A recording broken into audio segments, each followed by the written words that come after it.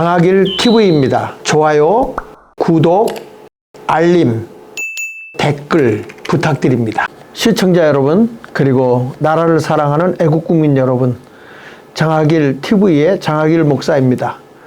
주님의 평강이 가정 위에 하시는 모든 일에 함께 하시기를 기원하며 인사드리겠습니다. 오늘도 장학일 TV의 구독, 그리고 좋아요, 그리고 알림, 그리고 댓글 잘 달아주시면 서로가 읽어보면서 힘이 되고 유익함이 될 거라고 생각을 합니다. 제가 지난 시간에 직접민주주의 마을공화국, 다시 말하면 전국민회라고 하는 주민자치회가 하부조직까지 완전히 작용화를 넘어서서 공산화의 체제로 가고 있다는 말씀을 드렸습니다. 그래서 직접민주주의 마을공화국 전국민회의 목표가 마을공화국을 건설하는 것이다. 근데 거기에 보면 이 마을공화국 또는 더 크게 전국적으로 마을연방민주공화국을 만들어서 직접민주주의를 하겠다 이렇게 생각을 했는데, 그 내용을 보면 우리가 아는 주민자치위원회가 아니라 주민자치의 마을공동체를 정치적 개념으로 도입을 해서 마을공화국, 그 마을마다 지역당을 만들어서 직접민주주의, 그리고 촛불민주주의, 풀뿌리 민주주의를 실현하겠다 이렇게 말하고 있어요. 그러니까 자유민주주의가 아니죠. 그래서 주민자치회 법인으로 할 수 있는 규정을 만들어서 스스로 동네마다 이 법인을 만들고, 그리고 마을 기금을 조성 운영할 규정도 만들고, 그 다음에 마을 기금에 재정을 출연할 수 있는 규정도 만들어서 유지들에게 돈을 이렇게 각출할 수 있고 재산을 보존할 수 있는 그런 것을 한다고 지난 시간에 말씀을 했습니다. 그래서 거기에 보면은 지역정당 네트워크를 구성해서 직접행동 영등포당이라든지 은평민들레당 또는 과천시민정치당 이런 것을 만들어 가지고 이제 직접 행동하는 그런 그 정치적 구성을 마을에서 이루어 나가겠다 하는 것이잖아요. 그래서 직접 민주지역당 연합체를 구성해서 정의당이라든지 녹색당의 진보당 이렇게 22대 총선을 위한 선거연합정당을 만들었는데, 여러분 오늘 저는 그거에 이어서 이미 지금의 정당 안에 이런 직접 민주지역당의 역할을 하는 그룹이 입법부 안에 이미 들어갔다는 거예요. 그래서 그런 내용을 좀 오늘 근거로 해서 한번 대화를 해보려고 합니다. 그러니까 우리가 지난 4월 10일, 2024년 4월 10일에 이 선거했잖아요, 국회의원. 근데 거기에 보면 총선 민주당의 비례용 위성정당, 더불어민주연합이라고 했잖아요. 그 실체에 대해서 제가 여러분들에게 좀 알려드리려고 합니다. 여기 보면 국민의 힘에는 국민의 미래 이렇게 하나가 딱 들어있어요. 국민의 힘에 있고 국민의 미래가 있고. 그러니까 우리가 보면 이게 정당을 지금 만드는데, 지금 여기 보면 위성정당을 창당을 하게 되는 그 모습을 보게 되면 이 더불어민주당에는 더불어민주연합이라고 만들어서 더불어민주당원 가운데에서 들어갈 수 있는 사람을 비례대표로 추천하게 되잖아요. 사실 이 비례대표 의원들은 그 지역에 있는 당론에 의해서 뽑히다 보니까 인재들이 뽑히지 않아서 박정희 대통령 때 인재를 수급하기 위해서, 그리고 특성화되어 있는 사람들을 좀 국회로 입법부에 집어넣어서 우리나라의 모든 좀 건설적인 그런 입법을 좀 하는 입법부에 좋은 인재들이 들어왔으면 좋겠다 해서 비례대표가 세워졌는데, 지금은 비례대표가 있어야 할 이유가 없다고 생각해요. 당리당략에 의해서 움직이는데, 이 더불어민주당 안에는 이제 더불어민주연합이 있고요. 그 안에 같이 이렇게 지역 정당으로 들어갈 수 있는 진보당이라든지 열린민주당, 기본소득당, 또 사회민주당, 또 연합정치시민회의당 이런 당들을 총괄로 이렇게 연합을 해가지고 묶어놨습니다. 이게 바로 더불어민주연합에 우리가 나와 있는 그런 당을 만드는데, 여기 보면 선거연합을 위한 합의문에 이런 내용이 나오더라고요. 더불어민주당과 진보당은 진보당의 후보가 출마하는 전국의 모든 지역구에서 여론조사 방식의 경선을 통해 후보를 단일화한다. 다만 호남과 대구, 경북의 선거구는 후보 단일화 예외 지역으로 하며 울산시 북구 선거구는 진보당 후보로 단일화한다.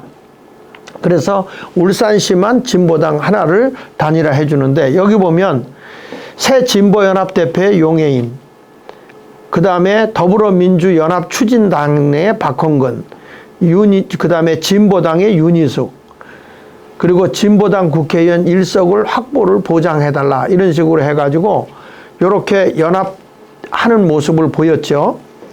그래서 국회의석을 마음대로 나눠 먹겠다고 민주당에 꼼수를 부렸는데, 여기서 합의문에 없는 추가 합의 내용을 보면 이런 게 있더라고요.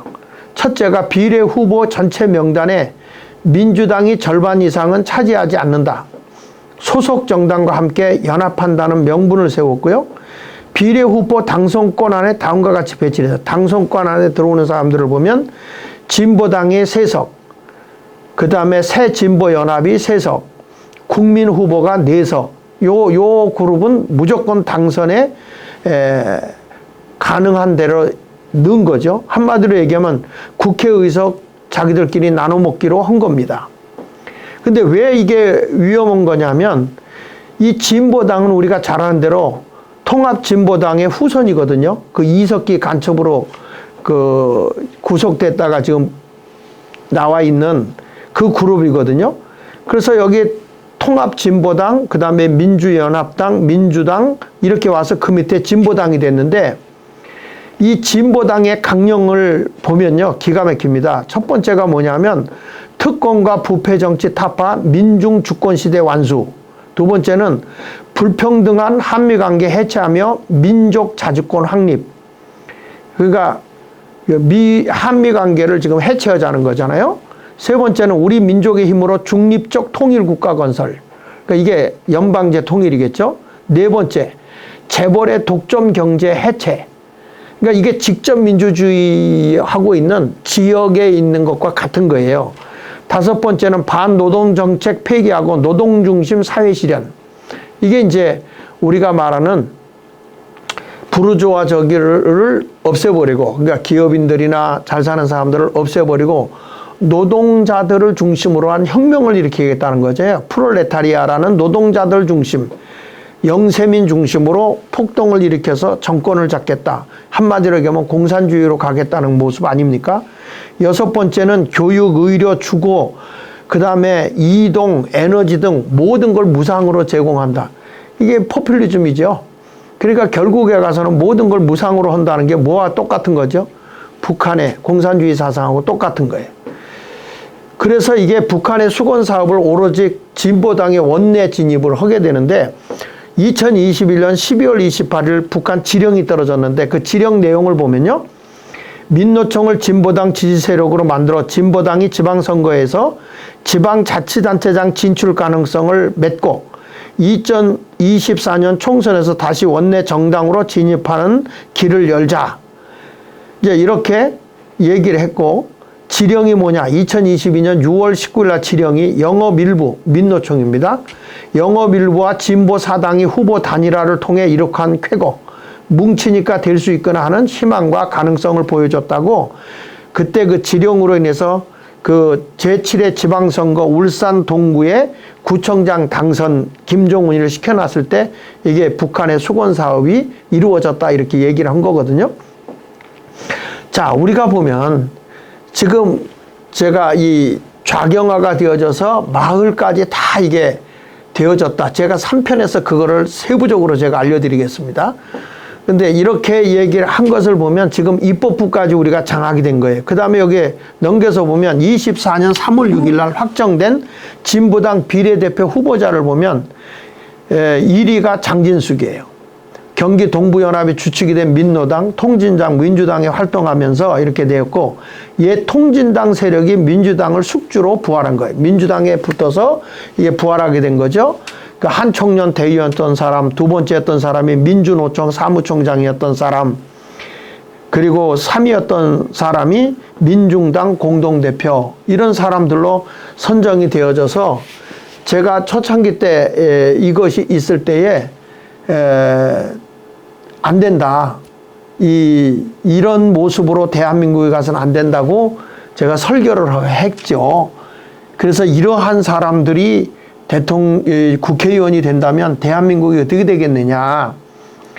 그런 얘기를 한 것 때문에 제가 선거법에 걸려서 지금 조사를 또 내일도 가서 받게 되겠는데, 지금 여기 새진보연합이라는 게 또 있잖아요. 여기 이제 이게 저들이 말하는 그 하나의 직접민주지역당 연합체를 구성하는 것과 똑같은 구성을 해서 이미 입법부 안에 들어가 있다니까요. 그러니까 마을에서 이런 운동만 일어나는 게 아니라 입법부 안에도 들어가 있는 거예요.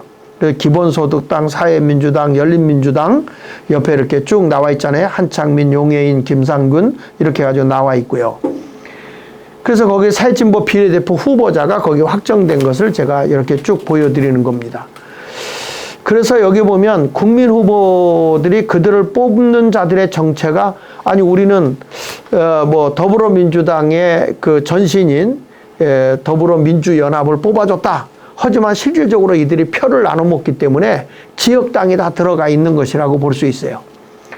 그래서 연합정치시민회의 핵심 친북 반미 좌파 연합단체가 여기에서 들어갔는데, 이들이 지금 하는 얘기를 보면 이들이 뽑는 국민 후보 4명은 좌파 주사파, 한마디로 빨갱이다, 이렇게 정의도 내릴 수 있을 정도로 이런 모습이 나와 있는 거예요. 그래서 더불어민주연합이 뭐가 문제였냐?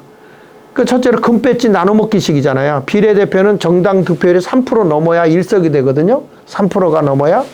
그러니까 3%가 안 되니까 이들이 어떻게 하냐면 더불어민주연합에 붙어서 당선권 안에서 우리 3석, 너희 1석, 너희 1석 이렇게 당마다 입법부에 들어가서 뭐 진보당, 기본소득당, 사회민주당, 열린민주당, 시민단체 이런 정당이 나올 수 없는 국회의원들을 그 속에다 집어넣은 거죠.